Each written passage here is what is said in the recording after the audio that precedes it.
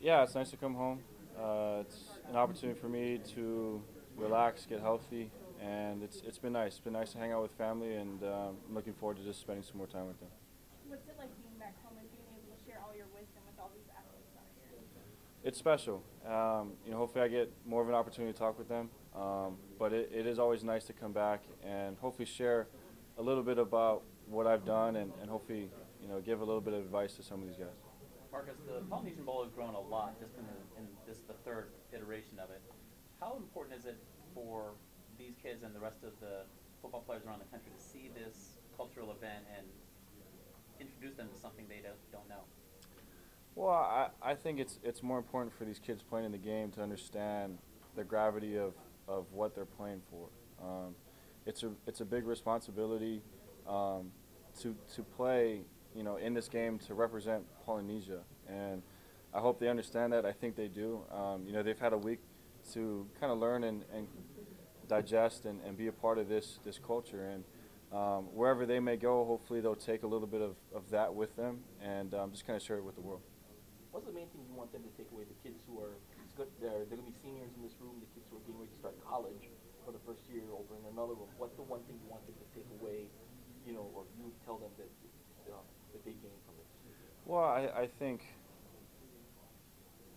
for me, it really just comes down to it's a responsibility. When you have an opportunity to go play ball somewhere, you represent much more than yourself. You represent your family, where you come from, kind of this entire Polynesian community. So, with that being said, I think we've got a good group of guys. I'm excited to just watch them and see them grow as players and as people. But I think just hoping that they understand that it is a big responsibility, and they take that with pride and a sense of heart. Marcus, just talk about, back at St. Louis High School, what that all taught you to what you're doing now in the NFL. There's many life lessons I learned back at school, and what kind of transpired through my time there, I think ultimately made me who I am today. Whether it's respecting elders, just little things like dress code and just having discipline. Those things in itself has really changed who I am, and ultimately made me who I am today, and ultimately have helped me get to where I'm at. And Marcus, just seeing what the Polynesian Bowl is doing for all of these kids that are coming from the mainland, going to the Culture Center, and getting to spend time at Shriners Hospital. Just kind of talk about the impact you think that's having on other kids that are, visiting Hawaii for the first time. Well, yeah, I hope they can take some of this with them, whether it is the Polynesian Culture Center, being able to engulf themselves in that, being able to just take a little bit of time and spend it at the hospital, hopefully changing some lives, having some sort of impact, just any little bits and pieces of their trip, hopefully they can take and share with the world, and ultimately continue to represent the Polynesian community in the best way possible. Marcus, four more guys go in tonight. Dan Saliamua, Marcus Tuiaso Sopo, who also played quarterback, Lofa Tutupu.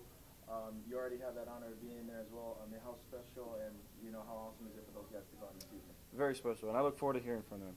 It's an opportunity, I think, for them to share their story, share their journey, and just kind of share a little bit of their life and who in their life has changed and ultimately led them to where they're at today. So it's an exciting time. I always look forward to tonight. It's a special moment, and I can't wait. Marcus, I got a chance to talk to Jack Thompson some this week. What does he mean for you as a quarterback and the legacy he basically created as kind of the first Polynesian quarterback in the NFL?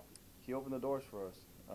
He's opened the door not only for me, Tua, guys in front of me, and the way that he did it, the way he went about it, with humility, with respect, I think has really shined a light on what it means to be Polynesian, and he represented that in such a great way.